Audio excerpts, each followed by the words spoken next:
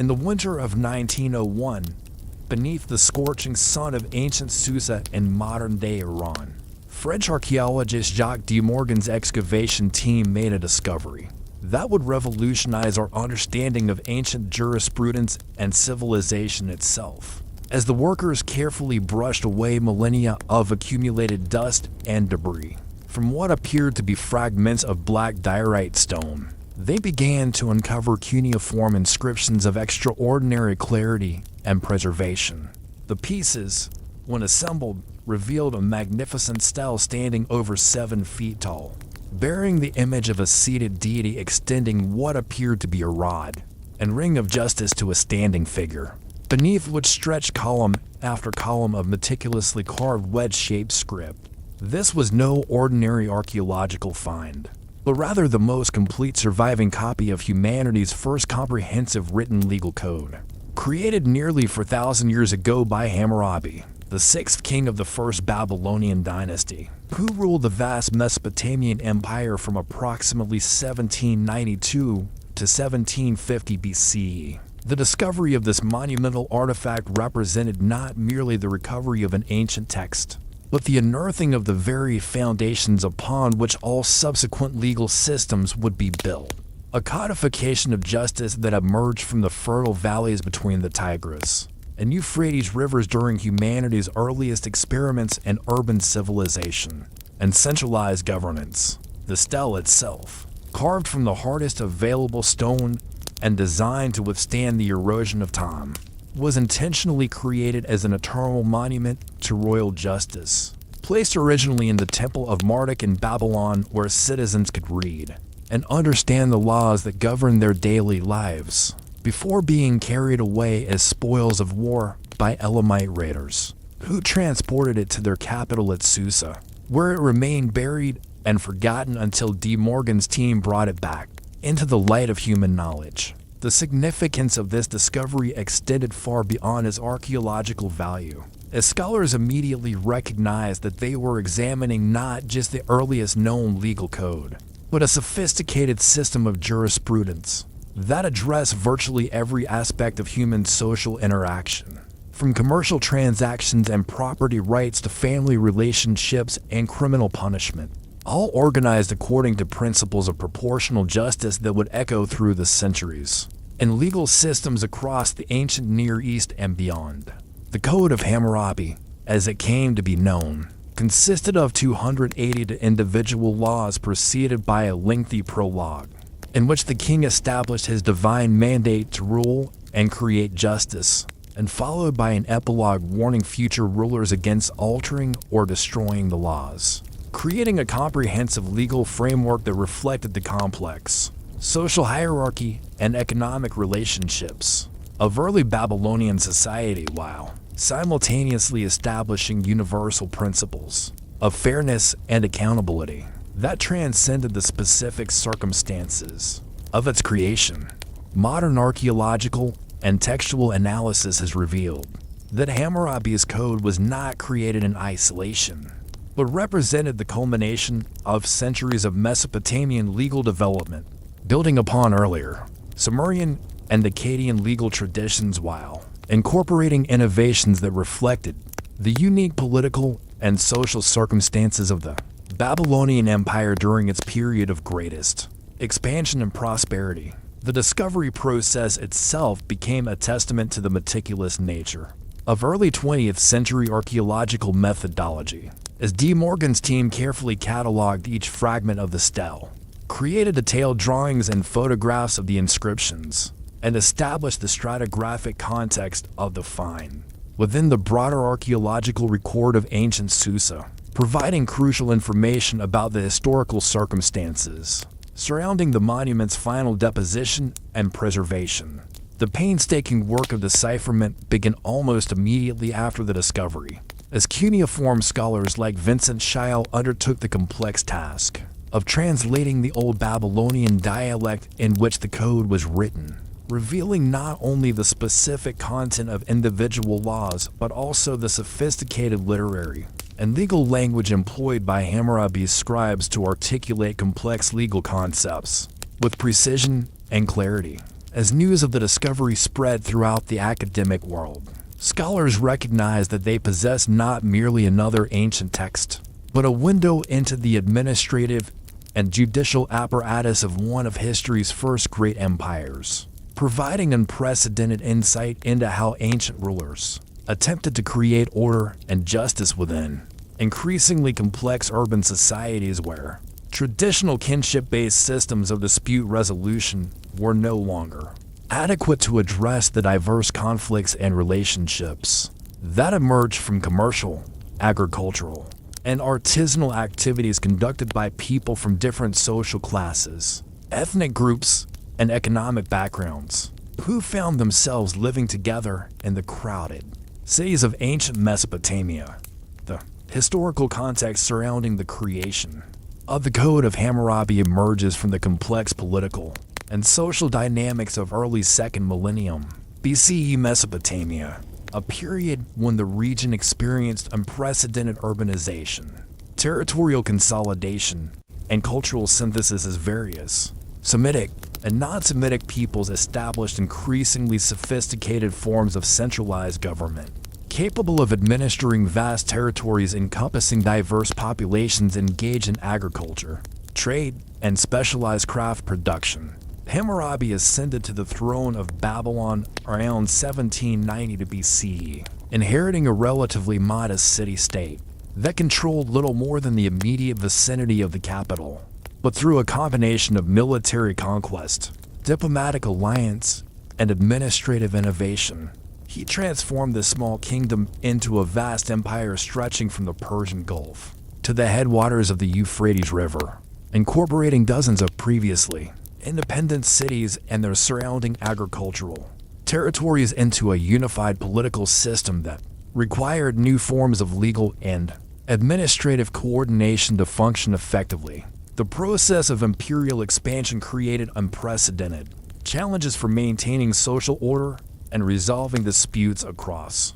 territories inhabited by people who had previously lived under different legal traditions, spoke different languages, worshiped different deities, and organized their societies according to different principles of kinship, property ownership, and political authority, necessitating the development of a comprehensive and universally applicable legal framework that could accommodate this diversity, while establishing consistent standards of justice and accountability throughout the empire. Archaeological evidence from sites across Babylonia during Hammurabi's reign reveals a period of intense urban development and economic growth, as the political stability and legal predictability provided by unified imperial administration encouraged increased investment in agricultural infrastructure, commercial enterprises, and artisanal production, leading to population growth, technological innovation, and cultural flourishing that created the material conditions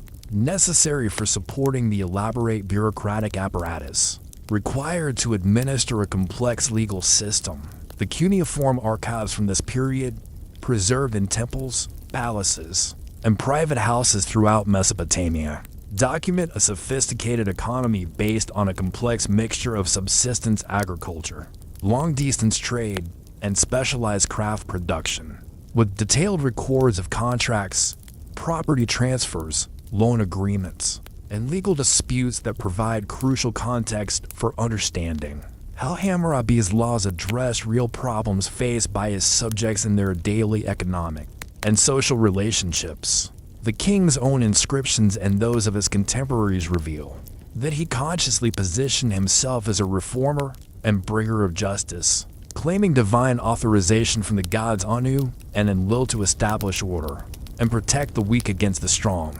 suggesting that the creation of his legal code was not merely an administrative convenience, but a central component of his royal ideology and legitimating strategy designed to demonstrate his fitness to rule over diverse populations who might otherwise question his authority. The broader regional context during this period involved intense competition between various Mesopotamian kingdoms, including the rival powers of Larsa, Eshnunna, Mari, and Assyria, each of which was simultaneously expanding its territorial control and developing increasingly sophisticated forms of governmental administration, creating a dynamic political environment in which successful rulers needed to demonstrate not only military prowess but also the capacity to provide effective governance and maintain social stability within their domains. The influence of earlier Mesopotamian legal traditions can be traced through surviving fragments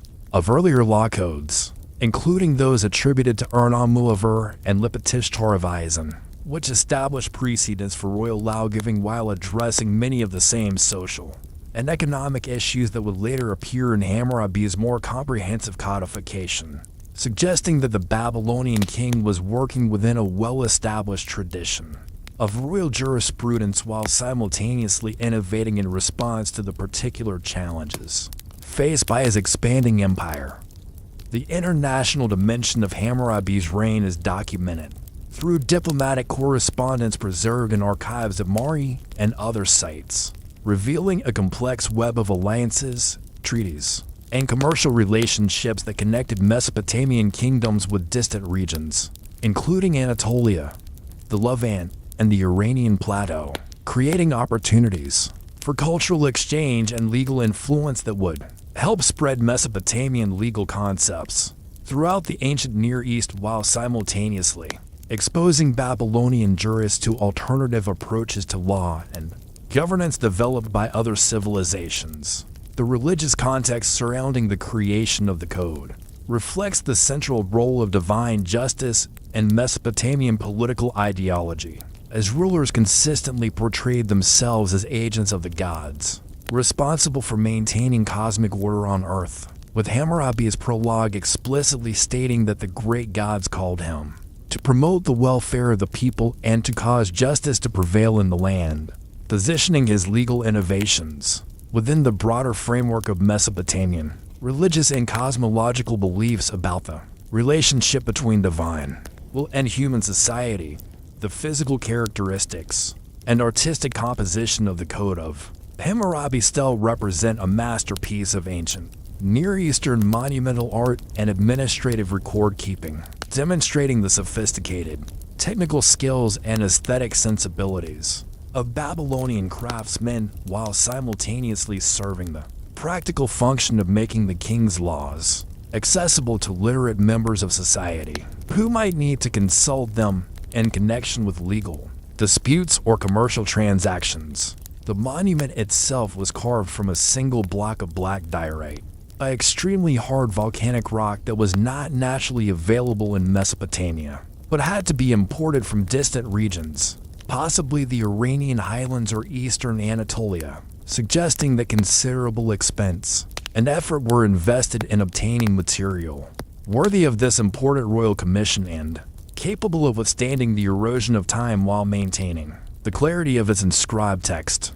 The overall design of the stele follows established conventions of Mesopotamian royal art, with a relief sculpture at the top depicting the divine authorization of royal authority, followed by columns of cuneiform text arranged in a carefully planned layout that maximizes the available space while maintaining visual harmony and textual legibility, demonstrating the close collaboration between artists, scribes, and administrators in creating a monument that would serve both symbolic and practical functions within the broader context of Babylonian governmental operations. The relief sculpture shows Hammurabi standing in a posture of reverent attention before the seated figure of Shamash, the Mesopotamian sun god who served as the divine patron of justice and legal proceedings, receiving from the deity the rod and ring that symbolized royal authority and the responsibility to maintain order and fairness in human affairs,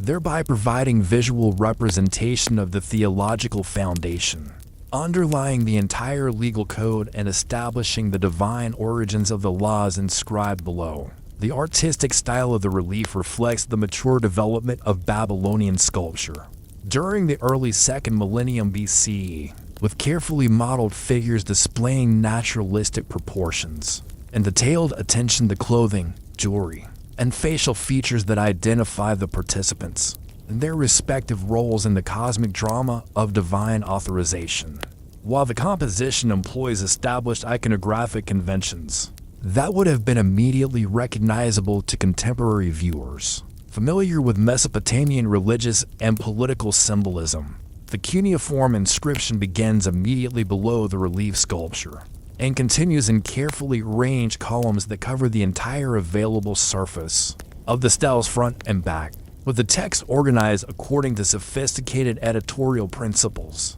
that group related laws together while maintaining logical progression from general principles to specific applications, demonstrating the advanced literary and organizational skills of the scribes responsible for composing and arranging the final version of the code. The quality of the cuneiform writing itself represents the highest standards of Babylonian scribal art, with each wedge-shaped sign carved with precision and consistency that facilitated accurate reading, while contributing to the overall aesthetic impact of the monument, reflecting the training and expertise of master scribes who were capable of producing texts suitable for permanent preservation and public display. The layout of the text reveals careful planning, designed to accommodate the irregular shape of the stone while maintaining visual balance and textual coherence, with some sections employing smaller script to fit more content into available space,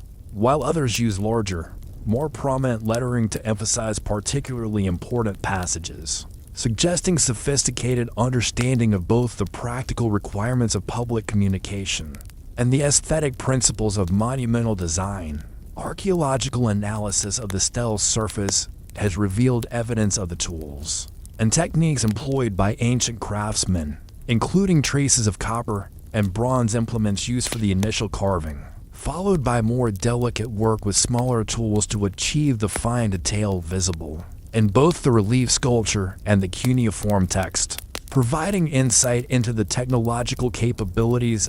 and artistic methods of Babylonian workshops. During the height of the Old Babylonian period, the original placement of the stele within the temple complex of Marduk in Babylon was carefully chosen to maximize its accessibility to the public while simultaneously emphasizing its sacred character and royal authority, as the temple served as both a religious center and an administrative hub, where citizens regularly came to conduct business, seek divine guidance, and participate in legal proceedings, making it an ideal location for displaying laws that govern their daily activities. The subsequent history of the monument after its removal from Babylon by Elamite raiders illustrates the practice of carrying away prestigious monuments as symbols of military victory and political dominance, while its preservation in the Elamite capital at Susa ensured its survival through periods when Babylon itself experienced political instability and cultural disruption, ultimately enabling its rediscovery by modern archaeologists who could appreciate its historical significance and contribute to our understanding of ancient Mesopotamian civilization.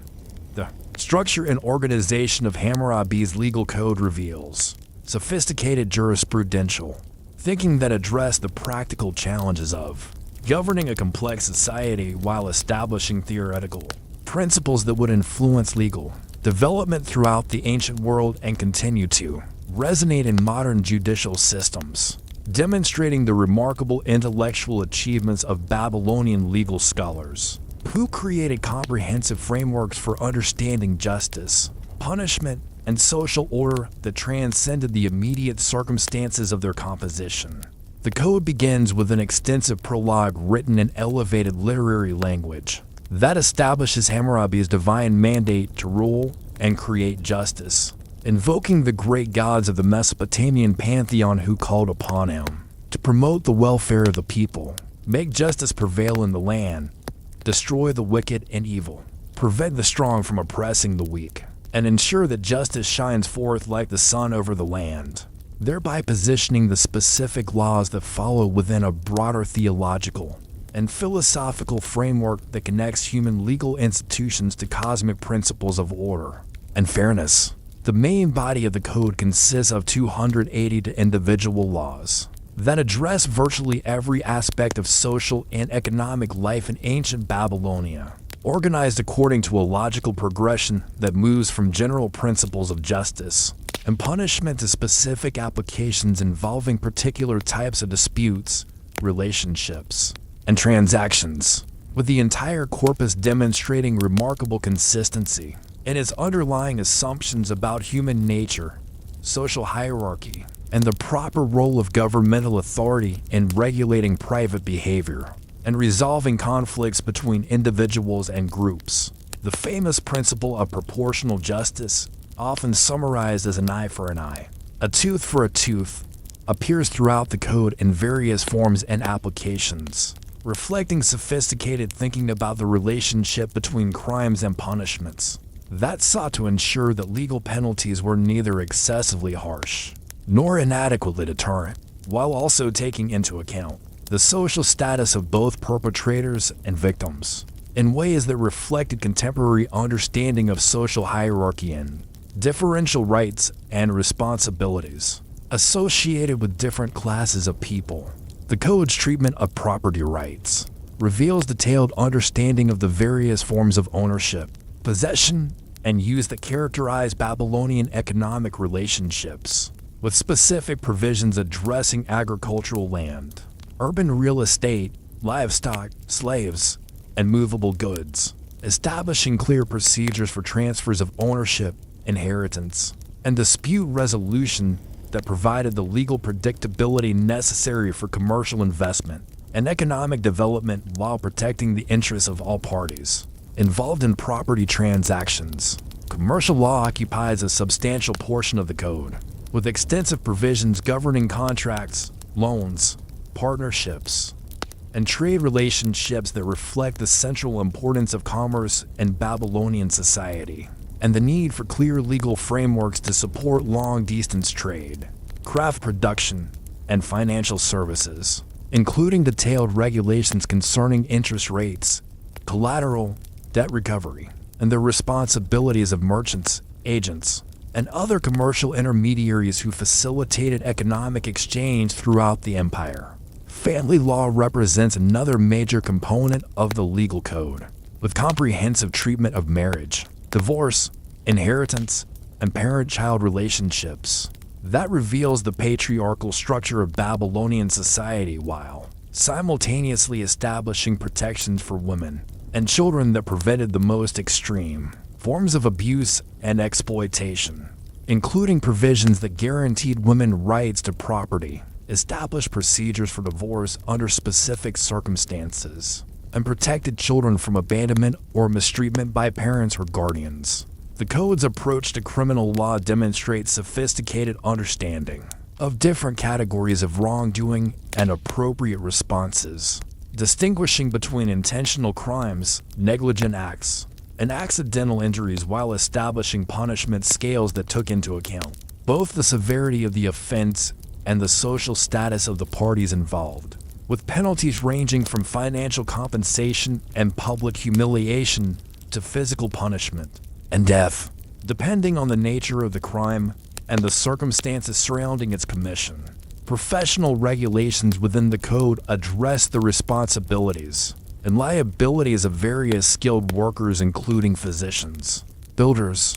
boat operators, and agricultural laborers, establishing standards of competence and accountability that protected consumers, while providing practitioners with clear guidelines concerning their duties and potential legal exposure, reflecting the specialized nature of urban economic life and the need for regulatory frameworks that could ensure quality and reliability in professional services. The judicial procedures implied by various provisions of the code suggest a sophisticated court system with established rules of evidence, witness testimony, and appellate review, including recognition of the importance of written documentation, the use of oaths and ordeals in cases where direct evidence was unavailable, and provisions for appealing decisions to higher authorities when lower courts failed to provide adequate justice, demonstrating institutional development that supported the rule of law, rather than arbitrary exercises of power by individual officials. The code's treatment of social hierarchy reflects the stratified nature of Babylonian society, with different legal standards applied to free citizens, dependent workers, and slaves, but also establishes minimum standards of treatment and protection that applied to all members of society regardless of their social status, suggesting recognition of fundamental human rights and dignities that transcended class distinctions while acknowledging practical differences in social roles and responsibilities that characterized ancient Mesopotamian civilization. The social context and daily applications of Hammurabi's laws provide crucial insight into the lived experiences of ordinary Babylonians during the height of the Old Babylonian period, revealing how legal principles translated into practical solutions for common disputes and conflicts that arose from the complex interactions between people from different social classes, ethnic backgrounds, and economic circumstances who found themselves sharing the crowded urban spaces and competitive economic environments of Mesopotamian cities. Archaeological evidence from residential areas, workshop districts, and commercial quarters of Babylonian cities during this period demonstrates the dense social networks and intensive economic relationships that required sophisticated legal frameworks to maintain order and facilitate cooperation, with excavated houses, shops, and administrative buildings revealing the material conditions within which Hammurabi's laws operated to regulate property ownership, commercial transactions, family relationships, and professional activities that constituted the fabric of daily life for his subjects. The code's provisions concerning agriculture reflect the central importance of farming in the Babylonian economy and the complex relationships between landowners, tenant farmers, agricultural laborers, and irrigation authorities that characterized rural social organization, with specific laws addressing field rental agreements, crop sharing arrangements, damage to agricultural property, and maintenance of irrigation systems that were essential for productive farming in the arid environment of southern Mesopotamia. Where successful agriculture depended on carefully managed water distribution and collective maintenance of canals and drainage systems. Urban economic activities regulated by the code included a wide range of craft production, commercial services, and professional activities that reflected the specialized nature of city life and the interdependent relationships between producers, consumers, and intermediaries who facilitated the exchange of goods and services throughout the empire, with particular attention to the responsibilities of merchants, innkeepers, builders, physicians, and other service providers whose activities were essential for maintaining the quality of urban life while simultaneously creating opportunities for disputes and conflicts that require legal resolution. The code's family law provisions reveal the central importance of kinship relationships in Babylonian social organization while simultaneously addressing the tensions and conflicts that could arise from competing claims on property, inheritance, and personal loyalty within extended family networks that included not only blood relatives, but also adopted children, slaves, and various categories of dependent workers, whose legal status and rights require careful definition to prevent exploitation and ensure social stability. Marriage and divorce regulations within the code reflect both the economic importance of family alliances and the personal relationships between spouses, with detailed provisions concerning dowries, bride prices, property rights of wives, grounds for divorce, and custody of children that attempted to balance the interests of individuals with a broader social need for stable family structures that could provide economic security and social continuity across generations. The treatment of slavery in the code reveals the complex legal status of unfree laborers who constituted a significant portion of the Babylonian workforce while simultaneously establishing minimum standards of treatment and opportunities for manumission that prevented the most extreme forms of exploitation and provided pathways for social mobility that could benefit both individual slaves and the broader society by ensuring that talented and hardworking people could contribute their skills regardless of their original social status. Professional liability provisions in the code address the growing importance of specialized skills and technical knowledge in Babylonian society, with specific regulations concerning the responsibilities of physicians who treated patients, builders who constructed houses and other structures, and various types of craftsmen whose work required expertise that ordinary citizens could not evaluate, establishing standards of competence and accountability that protected consumers while providing practitioners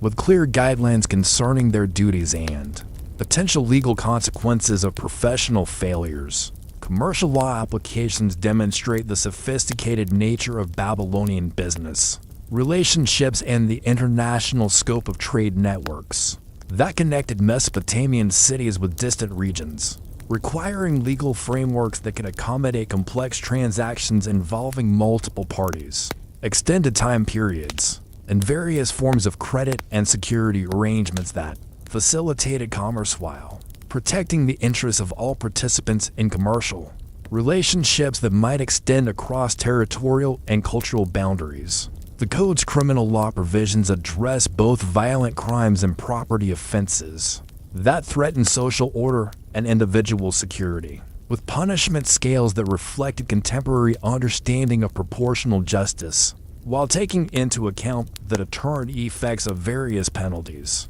and their impact on both criminals and victims, including recognition that some offenses required restoration and compensation rather than purely punitive responses, while others posed such serious threats to social stability that they warranted severe physical punishment or death. Judicial administration implied by the Code's various procedural requirements suggests a sophisticated court system with trained judges, established rules of evidence and testimony, and appellate procedures that provided multiple opportunities for review and correction of erroneous decisions, reflecting institutional development that supported consistent application of legal principles while accommodating the practical challenges of administering justice across a large and diverse empire with limited communication and transportation capabilities.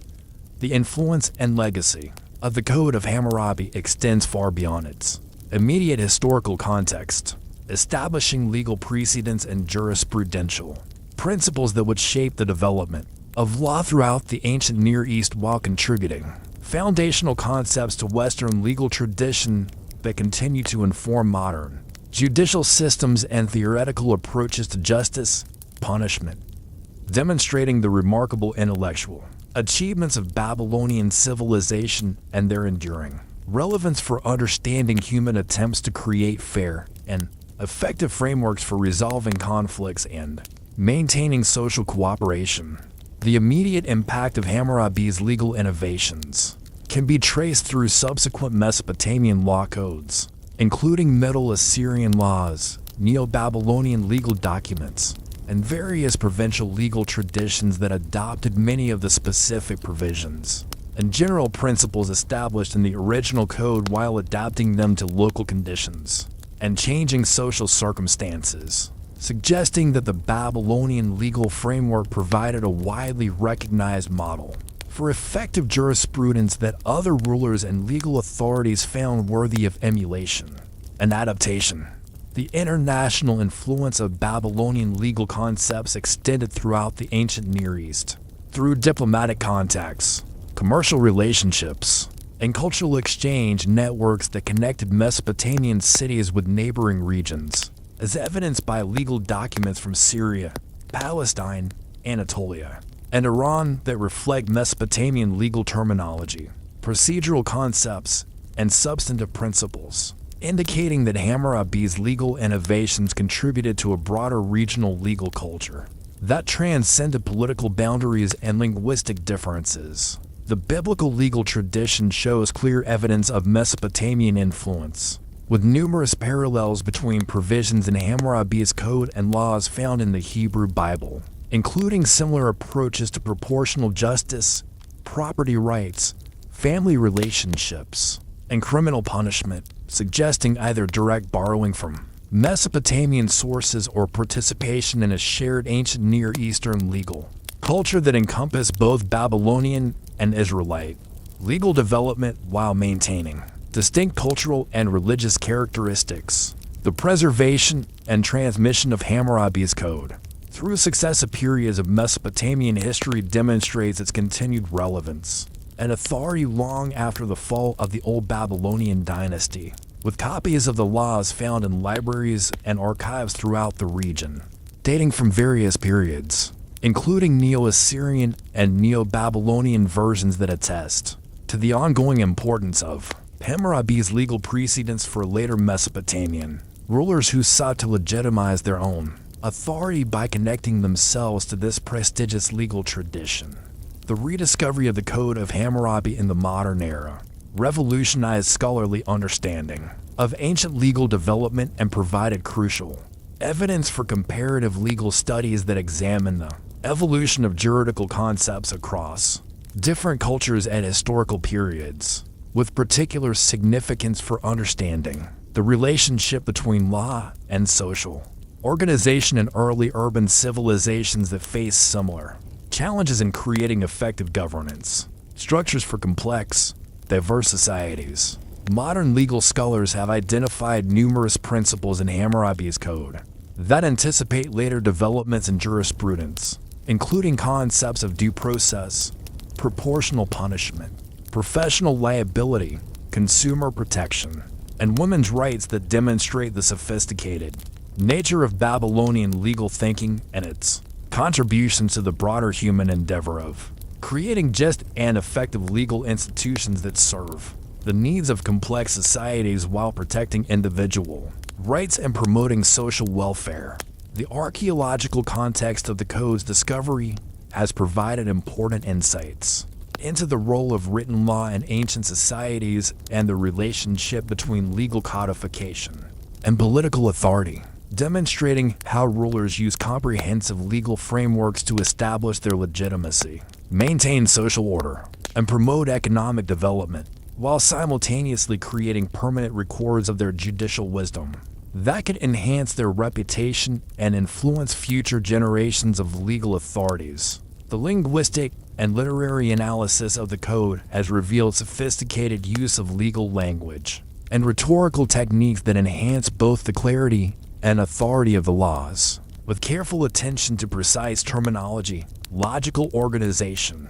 and persuasive presentation that served as models for later legal writing and contributed to the development of jurisprudential literature as a distinct genre of ancient Near Eastern intellectual production. The comparative study of Hammurabi's code alongside other ancient legal traditions has illuminated both universal principles of human legal development and distinctive cultural variations in approaches to justice and social organization, providing valuable insights for understanding how different societies have attempted to balance competing values such as individual freedom and social order, economic efficiency and distributional fairness, and traditional authority and innovative governance that remain relevant for contemporary legal and political challenges. The educational impact of studying the Code of Hammurabi continues to enrich understanding of ancient history, legal development, and cultural evolution,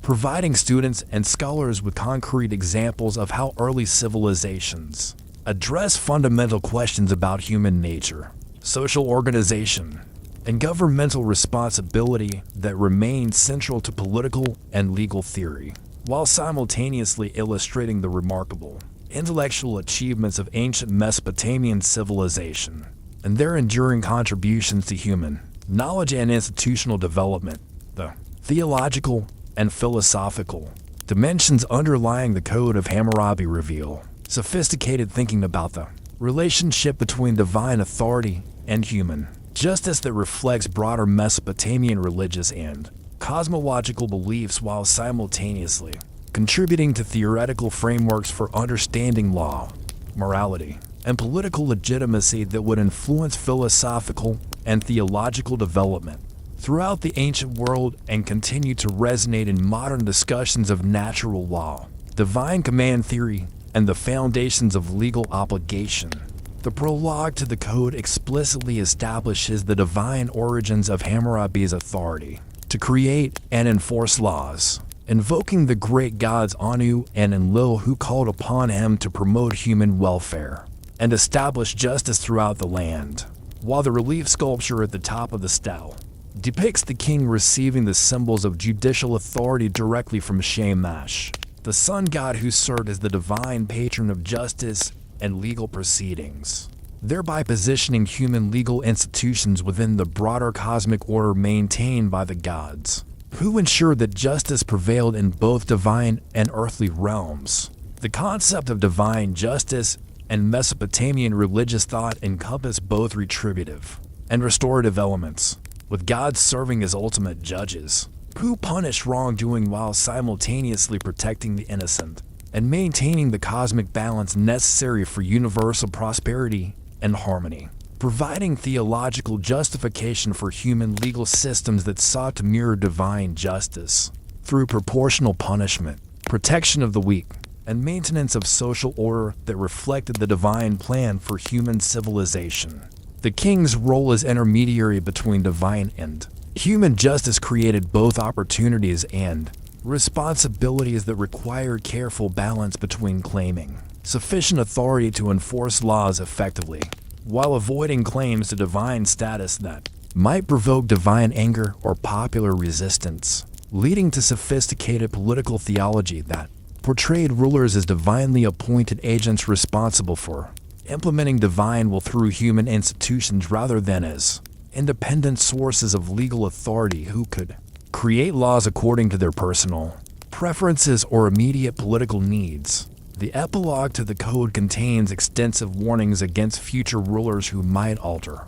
or destroy Hammurabi's laws, invoking elaborate curses from various gods who would punish anyone who failed to respect the divine authority underlying the legal framework, while simultaneously promising divine blessings for kings who maintained and properly applied the laws, creating theological incentives for legal continuity that would help ensure the long-term stability and authority of the juridical system established by the code. The relationship between divine justice and human legal procedures implied by various provisions of the code suggests recognition that earthly courts could not always determine truth with certainty, leading to incorporation of religious elements such as oaths, ordeals, and temple ceremonies that invoke divine intervention in cases where human evidence and reasoning proved insufficient, while maintaining clear distinctions between divine and human spheres of authority that prevented theocratic excess while ensuring that legal decisions remain connected to